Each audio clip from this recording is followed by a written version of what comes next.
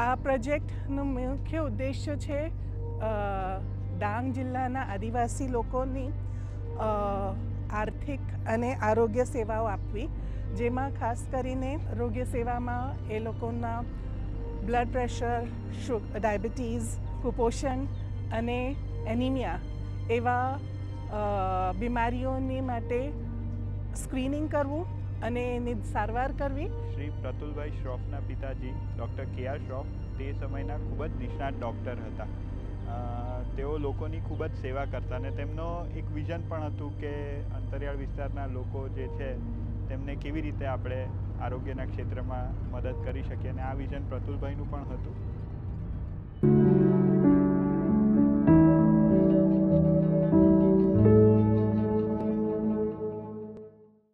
ગ્રામ સેવા ટ્રસ્ટનો ખારેલમાં મેં 2-3 વર્ષથી કામ કરું છું. મારી કામગીરી છે બીપી સુગરનું તપાસ કરવાનું, ઘરે ઘરે તપાસ કરતી છે.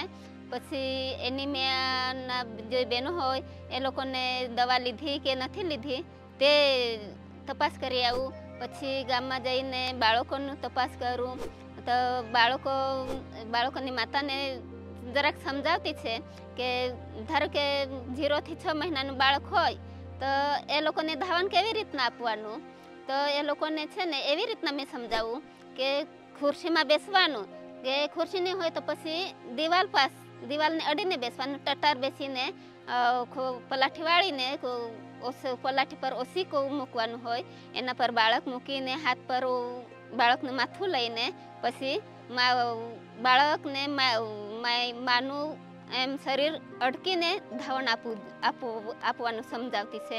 પછી ધાવણ લીધા પછી એ લોકોને ઓડકાર કેવી રીતના કરે તે રીતે આમ બાળકને લઈને તે કરી બતાવું. પછી ધાવણ કેટલી વખત લેવાનું છે તો એ લોકોને સમજાવતી છે કે નાનું બાળક હોય તો 7 થી 8 કે 9 વખત દિવસના ધાવણ આપવાનું હોય, એ રીતે એ લોકોને સમજાવતી છે. પછી ધારો કે 6 થી 1 વર્ષનું બાળક હોય તો એ લોકોને ધાવણ ઓછું કરવા કહેતી છે અને ઉપરી આહાર વધારે આપવા કહેતી છે. તો ઉપરી આહારમાં સાંજે તો દાળ ભાત અહીંયા ડાંગમાં તો બનાવતા છે, બપોરે સવારે નથી બનાવતા પણ સાંજે બનાવતા છે. એટલે દાળમાં ટામેટું નાખવા કેમ, મીઠું નાખવા કેમ, પછી એ દાળ બફાઈ જાય એટલે મસળીને એ જાડી દાળ બાળકને આપવા કહેતી છે. પછી દિવસના હોય તો રોટલી બનાવતા છે એટલે ઘઉંની રોટલી બનાવવા કહેતી છે. પછી દૂધ હોય તો દૂધમાં તે ઘઉંની રોટલી મસળીને આપવા કહેતી છે. પછી બાફેલું બટાકું આપવા કહેતી છે. ધાર કે એ લોકોની મમ્મી કામે જાય તો એ લોકોને સમજાવતી છે કે તમે કામે જાય તો તમારા સાસુ ઘરે રહે તો સાસુને કહે જવાનું કે અમે આ ખીચડી બાફીને મૂકતી છે, નરમ ખીચડી બાફી મૂકતી છે, એ ખવડાવજે, દિવસના 7 થી 8 વખત ખવડાવી દેજે. પછી સાંજે આવું ત્યારે મેં સાંજનું બાળકને ખવડાવી દેવા, એમ કરીને માતાને સમજાવતી છે. બીજું તો બીપી સુગરનું કામ કરતી છે. તો ગામમાં જતી છે તો રોજના ગામમાં જતી છે, 4-5 પેશન્ટ તપાસતી છે.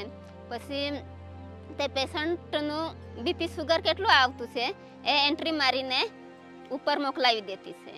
પછી એ લોકોની દવા ચેક કરતી છે કે કેટલીક દવા બાકી છે ને રોજે લેતા છે કે નહીં દવા, તે તપાસ કરતી છે. બીપી સુગરનું બંનેનું એવી રીતના તપાસ કરતી છે. પછી એનિમિયાનું હોય એવી રીતના કે ઘરે ઘરે જઈને બહેનો દવા લેતી છે કે નહીં, પછી કેમ્પમાં એ લોકોના લોહીના કેટલા ટકા આવ્યા, એ લોકોમાં સુધારો થયો કે નહીં એ જોઈ આવતી છે. પછી માસિકની મીટિંગ લેતી છે. બહેનો હોય ને, કિશોરી બહેનો હોય એ લોકોને ભેગી કરતી છે.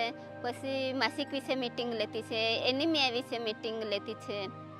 પછી અહીંયા બાલવાડી પર બહેનો ધાત્રી માતા ભેગી થાય ને તો એ લોકોને પછી વાનગી બનાવીને બતાવતી છે કે કેવી રીતના વાનગી બનાવીને છોકરાઓને ખવડાવવાનું, એવી રીતના બતાવતી છે. આજે અમે ગ્રામ સેવા ટ્રસ્ટ ખારેલ તરફથી AAA પ્રોજેક્ટ આદિવાસી આરોગ્ય સેવા અને આર્થિક વિકાસ પ્રોજેક્ટની માહિતી લેવા માટે સુખદહાર ગામમાં આવ્યા છે. આ પ્રોજેક્ટ ડાંગ જિલ્લાના વઘઈ તાલુકાના 25 ગામોમાં કરીએ છીએ અને KR શ્રોફ ફાઉન્ડેશનના આર્થિક સહાયથી આ પ્રોજેક્ટ કરીએ છીએ. એટલે આજે મુંજાલભાઈ પણ આ પ્રોજેક્ટ જોવા માટે આ ગામમાં આવ્યા છે. આ પ્રોજેક્ટનું મુખ્ય ઉદ્દેશ્ય છે ડાંગ જિલ્લાના આદિવાસી લોકોની આર્થિક અને આરોગ્ય સેવાઓ આપવી, જેમાં ખાસ કરીને આરોગ્ય સેવામાં એ લોકોના બ્લડ પ્રેશર, ડાયાબિટીસ, કુપોષણ અને એનિમિયા એવા બીમારીઓની માટે સ્ક્રીનિંગ કરવું અને એની સારવાર કરવી અને પછી એમનું ફોલોઅપ કરીને એમના જીવનશૈલીમાં શું ફેરફાર લાવું તાકી આ બીમારીઓ ઓછી થઈ જાય. એના માટે આ 25 ગામોના અમે બહેનોને ટ્રેનિંગ આપી છે. 25 ગામોના દરેક ગામમાં એક બહેનને ટ્રેનિંગ આપી છે અને એ બહેનોને અમે આરોગ્યના બધા શિક્ષણ આપ્યું છે. કેવી રીતે આ પેશન્ટ્સને સ્ક્રીન કરવાનું એમને ઇન્સ્ટ્રુમેન્ટ્સ આપ્યા છે અને સ્ક્રીન કરીને પછી એમને દર સોમવારે અમે મોબાઈલ ક્લિનિકમાં ચેક કરીએ, પછી એમની દવા ચાલુ કરીએ અને આ બહેનો પછી એ દવાઓના ફોલોઅપ કરે છે, પેશન્ટ્સનું ફોલોઅપ કરે છે કે દવા લેતા છે કે નથી નિયમિત, અને પ્લસ એમને જીવનશૈલીના ફેરફારની શિક્ષણ આપતા છે. શ્રી પ્રતુલભાઈ શ્રોફના પિતાજી ડૉક્ટર KR શ્રોફ તે સમયના ખૂબ જ નિષ્ણાત ડૉક્ટર હતા. તેઓ લોકોની ખૂબ જ સેવા કરતા અને તેમનો એક વિઝન પણ હતું કે અંતરિયાળ વિસ્તારના લોકો જે છે તેમને કેવી રીતે આપણે આરોગ્યના ક્ષેત્રમાં મદદ કરી શકીએ, અને આ વિઝન પ્રતુલભાઈનું પણ હતું. તો તેના સંદર્ભમાં ગ્રામ સેવા ટ્રસ્ટ ખારેલ ખાતે આરોગ્યના ક્ષેત્રમાં તેઓ ખૂબ જ સારી કામગીરી કરે છે. માટે છેલ્લા 2 વર્ષથી તેમની સાથે AAA પ્રોજેક્ટ અંતર્ગત આરોગ્યના ક્ષેત્રમાં ડાંગ જિલ્લાના 25 ગામડા, અંતરિયાળ વિસ્તારના 25 ગામડામાં પ્રિવેન્ટિવ હેલ્થકેર માટે અમે પ્રોજેક્ટ શરૂ કર્યો છે.